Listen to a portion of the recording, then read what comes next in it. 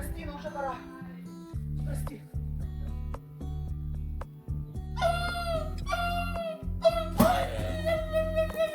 Терпи, терпи. Мальчик, помоги, здесь происходят страшные вещи. Помоги тете, подсади. Женщина! Еще чуть-чуть. Что вы творите, женщина? Тюрьма по вас плачет, да вы не женщина! Ты что хочешь, женщина? Ты чуть-чуть сюда лезешь. Ты лучше помоги, что не видишь, не справляюсь. Еще чуть-чуть, дорогая, еще чуть-чуть, тушься, еще чуть-чуть. Еще чуть-чуть. Ой, пошло.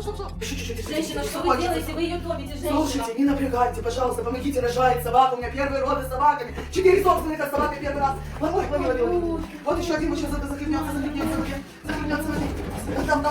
Ой, Люси. Еще чуть-чуть, моя дорогая, чуть-чуть, хорошая, чуть-чуть, еще чуть-чуть. Все, моя красотка. Полотенечко, подайте, пожалуйста, полотенечко.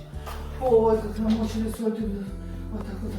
Мама, растереть, она замерзла. Роды в воде это сложно, но так легче животным и людям рожать в воде намного легче, чем так. Ты моя, Люси, ты моя хорошая женщина, спасибо. Моя, ты хорошая моя. Поздравляю тебя с родом. Сколько это получилось? 7 маленькими. Отдыхай, такие хорошие малыши, такие сладкие. Ой, а что вы будете с ними делать? Отдам в хорошие руки. Это идеальная собака.